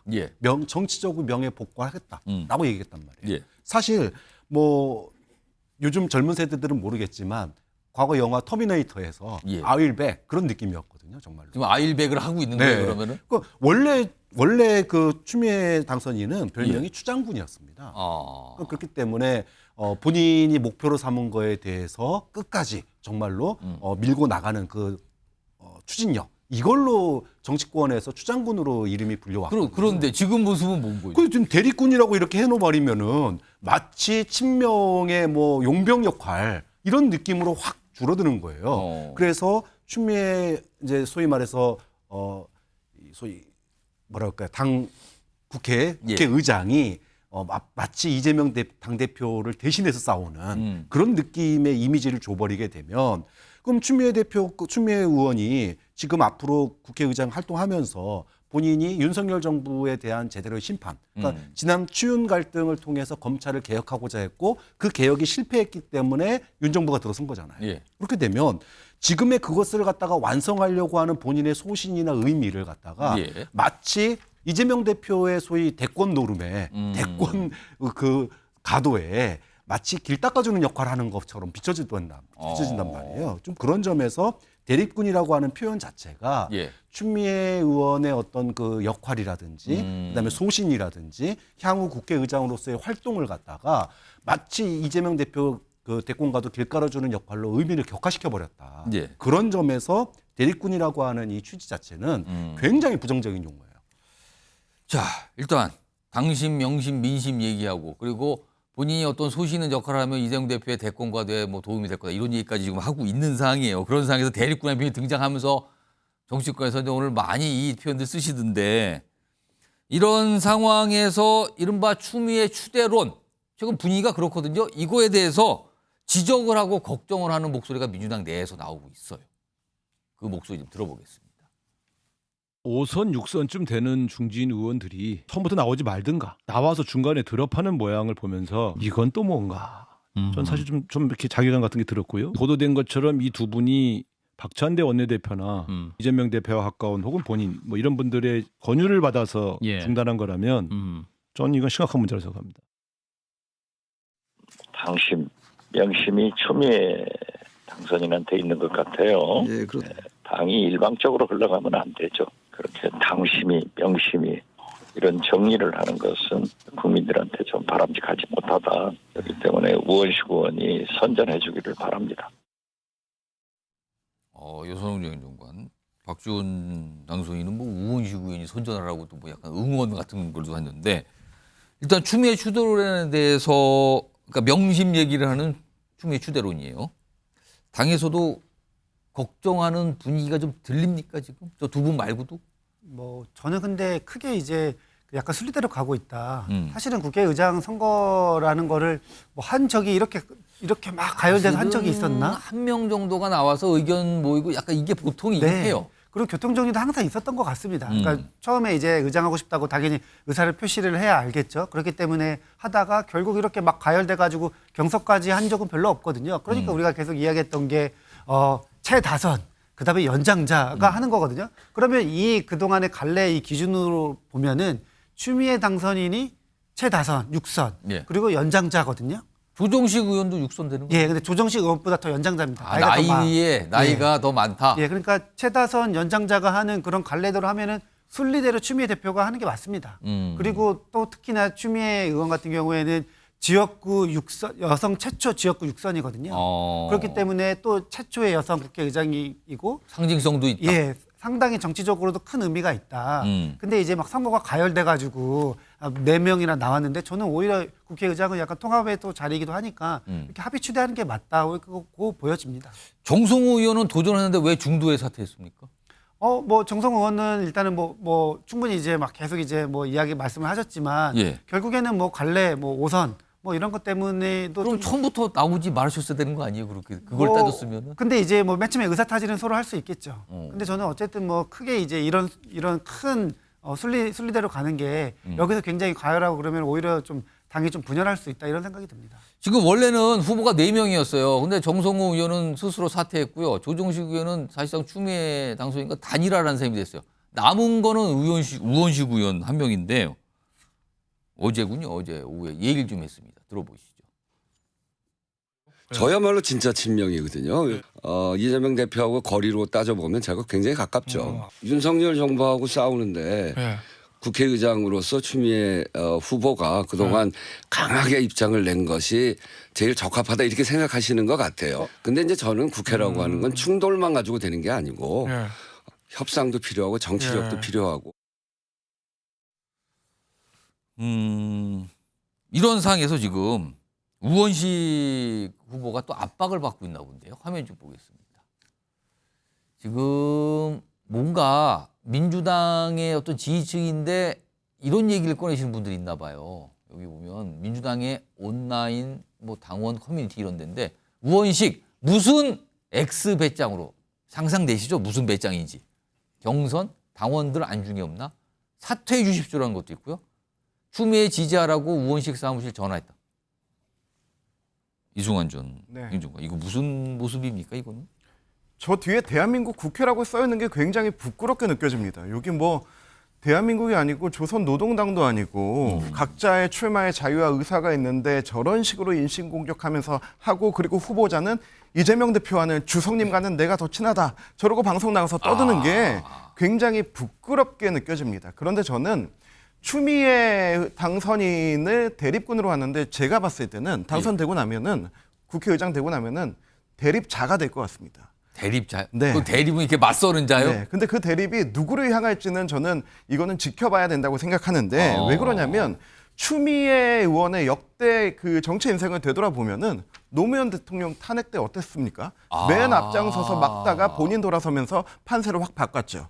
그리고 당대표 할 때 김경수 특검 우리는 보수정당하고 다르다라고 하면서 받아줘가지고 결국은 그 민주당의 민낯을 드러냈죠. 그리고 법무부 장관 시절 그 문재인 대통령과 하면서 나한테 사퇴를 권유하는 거에서 배신감을 느꼈다라고 하면서 완전 척을 지지 않았습니까? 국회의장은 국가의 어른으로서 중재자의 역할을 해야 되는데 그렇기 때문에 저는 이제 정치 그만하실 분 그리고 정당의 평가가 아니라 역사의 평가를 받을 분들이 나서야 된다고 생각하는데 추미애 의원 같은 경우는 절대 정치 그만할 생각이 없습니다. 그렇다면 결국 과연 그 대립군이 아니라 대립자가 될 때 누구를 대립하게 될지를 저는 우리가 좀 지켜봐야 된다 생각하고요. 그리고 정성호 의원이 왜 빠졌냐라고 하는데 어차피 지금 이재명 대표가 다시 당대표 연임하면은 26년 3월 달에 대선을 위해서 그만둬야 됩니다. 예. 그러면 26년 3월이 지나고 6월 달에 뭐가 있냐면 지방선거 있습니다. 그럼 그 3개월 동안에 당대표가 그 지방선거 공천을 할 수 있어도 승리로 이끌 수는 없어요. 가장 믿을 사람 남겨놔야 되거든요. 저는 그때 그 지방선거 승리로 예. 이끌고 그 승리의 예. 성과를 이재명한테 돌리고 그리고 내 대권가대로 만들어줄 가장 믿을 사람 정성호 의원 남겨둔 거 아닌가 그런 생각이 좀 듭니다. 알겠습니다. 여러 갈래 또 이렇게 깊게 들어가서 분석을 좀 해주셨어요. 자, 뭐 대리꾼 얘기가 나와서 좀 다뤄봤고요. 다음 주제 있는데요.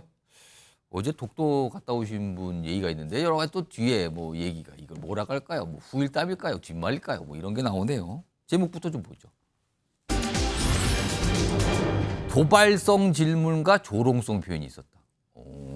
이게 조국 대표 관련된 얘기인데요. 일단 어제 이런 모습이 있었답니다. 누구를 만났는데 거기서 시작이 돼요. 보겠습니다.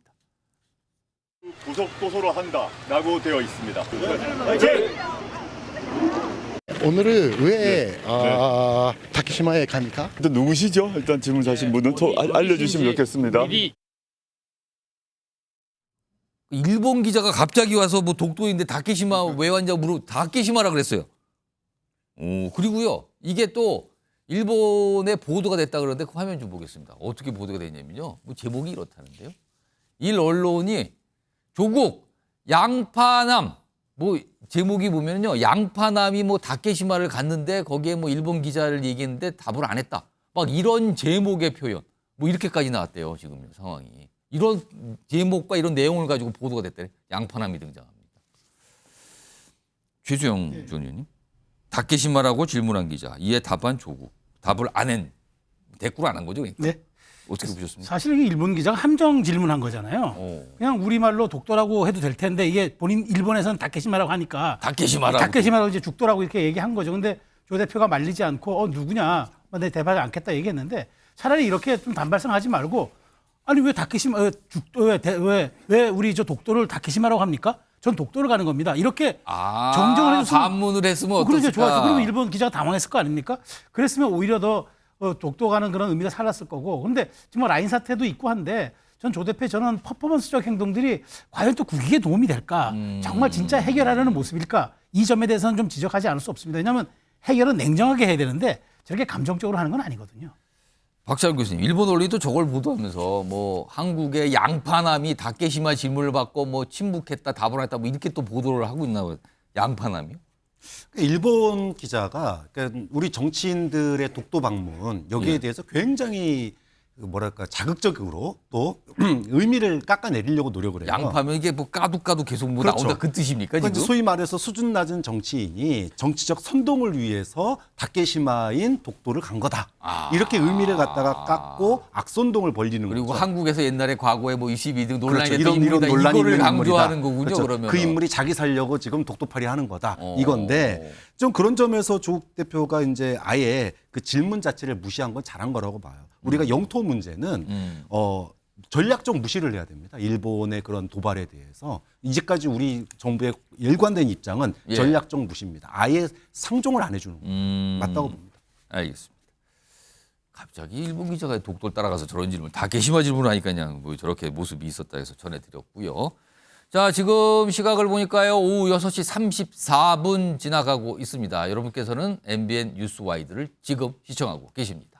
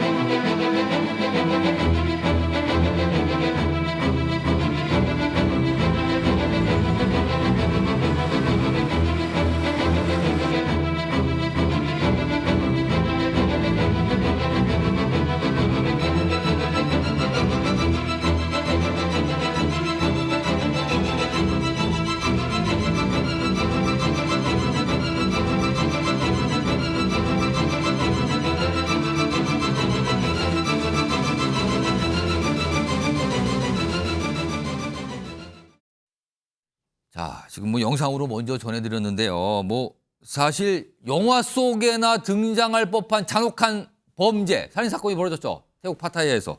지금 뭐 피의자들이 좀 빠르게 검거되고 있습니다. 지금 요 얘기 좀 해볼 텐데요. 오늘 특별히 이웅혁 경구대 경찰학과 교수님 모셨고요. 그리고 맞은편에는 손정희 변호사 나와 계십니다. 안녕하십니까.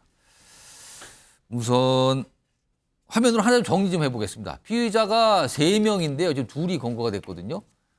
피의자 A씨는 국내에서 지금 잡혔어요. 지금 뭐 근데 혐의를 부인하고 있다죠. 그리고 구속영장 신청. 그리고 피의자 또 다른 B씨는 캄보디아로 도망갔는데 거기서 검거가 됐습니다. 그리고 또 다른 인물 C씨는 인접국가 도주인데 미얀마로 건너간 거 아닌가 하는 얘기 나오죠. 지금 추적 중이라는 얘기 나오는데 셋 중에 2이 검거가 됐어요. 이웅혁 교수님. 네. 보통 해외로 도피한 용의자 잡기 참 어렵다고 그러는데 이번에 좀 굉장히 신속하네요. 약간 어디에 좀 이유가 있다고 봐야 될까요, 이거는? 일단 그 피해자가 어머니께서 그 신속하게 그 경찰과 그 대사관 등에 뭐 신고가 이루어진 것 같고요. 그 다음에 이제 어쨌든 인터폴의 그 적색 수배가 신속하게 공조가 돼서 그 전파가 된 점. 그리고 그 최근에는 어느 나라든 간에 그 CCTV가 그야말로 촘촘하게 그 있다 보니까 그 역시 그 태국 경찰도 CCTV의 그 동선 추적이 그 가능했던 것이고 뭐 이런 것이 그 종합적으로 연결된 것 같고요. 예. 더군다나 지금 뭐 추적하는 그 과정에서도 좀 신속하게 검거가 되는 이유 중에 하나가 뭐 정확히는 모르겠지만 제 그 느낌상 뭐 일정한 좀 망이 잘 작동되고 있는 것은 아닌가 현지 경찰과 또 우리나라 경찰과의 첩보 체제가 잘 되고 있는 거 아닙니까? 네, 왜냐하면 첩보가 있어서 또는 이와 같은 사람이 목격됐다라고 하는 첩보에 근거해서 이런 보도가 계속 나오는 것을 보게 되면 현지에서 일정한 망 자체가 현지 경찰이 잘 운영되고 있고 그것이 그 한국 경찰에 그 적절하게 잘 뭐 전파가 되어 있는 이런 그 종합적인 쉽게 얘기하면 그 정보가 빨리 지금 파악되는 뭐 그런 측면에서 그 예상보다 해외에서 발생한 사건임에도 신속하게 검거되는 모습이 아닌가 해석해 봅니다. 지금 현지에서도 이 사건 굉장히 충격적에서 많은 관심을 갖고 있고 현지 언론들도 이거 많이 보도를 하고 있다고요. 그러니까 일반적으로 현지에 있는 국민들에게도 많이 알려지고 있는 거죠. 그러니까 다들 예의주시하고 있다. 뭐 이런 상황도 영향을 준 듯한데요. 일단 끔찍한 매우 잔혹한 범죄예요. 근데 도대체 이게 왜 일어났는가 아직은 명확한 설명은 안 되고 있거든요. 화면 좀 보겠습니다. 보시면은 지금 이 용의자 한 명이 국내에 있는 그 피해자의 어머니한테 전화를 하면서 시작이 된 거거든요. 그리고 이 전화 통화한 뒤에 바로 신고가 돼서 진행이 된 건데 그 전화 통화한 내용이 이렇대요. 아들이 마약을 벌어서 손해를 봤다 자신들이. 몸값으로 1억 1,000만 원 정도 내놔라. 안 주면 살해 후에 장기 매매할 수도 있다. 이런 얘기까지 끊어놨다거든요. 이게요, 진짜 영화 속에나 등장하는 끔찍한 상황이 다 등장하고 있네요. 지금요, 일단. 손정희 변호사. 도대체 이게 무슨 배경으로? 그러니까 아직은 명확하지. 이 범죄의 동기가 있을 거예요. 근데 이게 명확하지 설명이 안 되고 너무 잔혹한 범죄거든요. 이거 동기를 어떻게 봐야 되는 겁니까? 일단 공범 중 2명이 체포됐고 나머지 1명도 곧 추적 가능하지 않을까 생각이 들어서 범행 동기는 차차 수사 경과를 지켜보면서 봐야 되겠지만 중요한 건 금전적인 목적이 가장 클 것이라는 겁니다. 현재 뭐 마약 운운하는 이야기를 했다라고는 하지만 마약 가능성보다는 오히려 도박 문제라든가 금전 문제 가능성에 더 무게를 싣고 있는 상황인데요. 그 정황은 이렇습니다. 첫 번째, 이미 살인을 완료하고요. 피해자를 해친 다음에 피해자 모친에게까지 전화해서 한국에 있는 분한테 1억 원 넘게 요구를 했다라는 거거든요. 일단 협박을 범죄를 하면서. 저질러 놓고서 아닌 척 그런 게 없는 척 하면서 전화를 했다. 살인하고 나서 이제 이미 그 사실을 숨기고 몸값 안 보내면 살해하겠다라고 이게 협박했다는 건 피해자를 협박하고 고문하고 갖가지 방법으로 금전적인 목적을 성취하려고 했으나 그것이 실패에 이르자 사람을 이제 살인을 하고 그리고 안 되니까 유가족까지 협박을 해서 추가적으로 금전적인 어떤 이득을 취득하려고 했던 게 아닌가라는 생각이 들고요. 전후 과정을 보면 우발적으로 살인을 저질렀다보다는 피해자를 유인해서 하필 저수지 인근 숙소를 잡았다는 것도 이 범행 은폐를 어느 정도 계획했을 가능성이 굉장히 높고요. 그 전에 철물점 들어가서 여러 가지 고무통까지 구입한 정황에 비춰보면 여차하면 살인하겠다는 계획까지 있었다. 그러면 살인의 가장 중요한 목적은 돈이지 않았을까 추정이 되는 상황입니다. 이용학 교수님. 지금 이 사건이 뭐 워낙 무슨 뭐 드럼통, 시멘트 이런 얘기다가 또 손가락, 그러니까 시신훼손까지 있었거든요. 지금 이걸 가지고 좀 화면 좀 다시 보겠습니다. 아까 그 범죄 동기에 관련된 화면 좀 보시면요. 피해자 손가락이 훼손된 상태, 뭐 열 손가락 뭐 이런 얘기가 나오는데 이거는 어떻게 봐야 되는 겁니까? 큰 틀에서 보게 되면 지금 그 용의자들은 이것을 완전 범죄를 일단 기획한 것이 아닌가 생각이 드는데요. 왜냐하면은 그 물속에 시멘트까지 넣어서 이른바 매장을 했다라고 하는 것은 떠오르지 못하게 하는 이런 것이고요. 그다음에 이제 두 번째는 떠올랐을 때 이 사람의 신원이 누구인가의 특정에 있어서 그야말로 완전히 정보를 제공하지 않으려고 하는 지문을 남기지 않기 위해. 그렇죠. 그래서 만약에 이것을 고문이라고 했다고 한다면 열 손가락을 다 고문할 그렇게 되지는 않죠. 그래서 그 과거의 사건에서도 보게 되면 좀 방송에 부적절 합니다만 어쨌든 지문을 없애는 그러한 모습들 또는 심지어 신체 일부를 이렇게 아예 그래서 훼손을 하고 다른 곳에 이렇게 유기하는 신원을 알 수 없게 하기 위해서. 뭐 그런 목적으로 본다면 고문이라고 하는 것보다는 완전하게 신체 정보를 은닉하려고 하는 이런 모습인 것이고 지금 뭐 고무통 그다음에 뭐 수장 그다음에 이와 같이 신체 훼손 이런 등등은 요약하게 되면 증거를 완전히 그 인멸하려고 하는 시도인 것이고 이것이 이른바 CSI 효과다. 나쁜 의미에서 CSI라고 하는 것이 그 상당한 한국에도 인기였고요. 범죄 영화, 범죄물, 수사물, 그럼 거기에 있어서 여러 가지 뭐 증거에 대한 분석 방법, 그다음에 그 도주에 있어서 증거를 인멸하는 방법, 뭐 이런 것이 사실은 범죄 드라마에서 너무 또 자세하게 소개가 됐다는 거네요. 그렇죠. 그래서 그것을 학습을 해서 이것을 거꾸로 활용하는 뭐 이런 측면도 CSI 효과다라고 하는 뭐 이런 그 사회 현상이 그 불거지는 것이 그 서구의 모습이었는데 국내에서도 범죄물이 상당히 많이 그 소개가 되었고 그와 같은 그 차에 이 사람들은 하나의 범죄가 과연 이제 어떤 목적이었는지 상대방을 유인한 것인지 아니면 지금 뭐 일부 보도에 의하면 소위 말해서 그 불법 도박과 관련된 그런 주변에 있었다 그런 업을 했었다 뭐 이런 등등의 얘기가 나온 것을 보게 되면 글쎄요 뭐 여러 가지 그 불법적인 것을 강요를 하고 그곳에는 알력이 있었던 것인지 모르겠지만 어쨌든 기본적으로 모든 증거를 이제 인멸하려고 하는 그러한 목적으로 손가락에 대한 잔인한 훼손이 이루어졌다고 추정해 봅니다. 손정희 변호사. 그러니까 뭔가를 은폐하고 드러내지 않기 위해서 뭐 이렇게 하는 무슨 모습으로 보이는데 또 그거와 달리요. CCTV에 다 찍혔어요, 지금? 이건 좀 엉성한 거 아닙니까? 이건 좀? 네, 일단은 동남아에서 이렇게 이제 회의로 도피하는 경우에는 쉽게 찾을 수 없겠다라고 생각했을 것으로 보이지만 사실은 철저하게 계획한 순간순간 구멍이 굉장히 많았습니다. 클럽에서도 CCTV에 잡혔고요. 이동하는 과정에서도 CCTV가 모두 잡혀 있을 정도로 현재 동남아, 특히 이제 태국 같은 경우는 워낙 교민 사회가 잘 되어 있고 우리나라가 과거에 이제 계속 한인들이 피해를 입다 보니까 이 필리핀이나 태국이나 파견된 경찰관 숫자가 계속 늘고 있습니다. 그만큼 첩보나 정보 입수도 잘 되고 있는 상황이고 특히 파타야는 워낙 관광지이기 때문에 CCTV도 곳곳에 있거든요. 이런 것들을 철저하게 잘 알지 못하다 보니까 군데 흔적을 남길 수밖에 없었다라는 점이고 특히 모친에게 이렇게 전화해서 협박할 정도면은 사실 돈이 굉장히 급했던 겁니다. 그만큼 흔적을 남길 수밖에 없는 절실함과 시급성이 있었기 때문에 그 때문에 또 검거가 빨리 이루어진 측면도 있어 보입니다.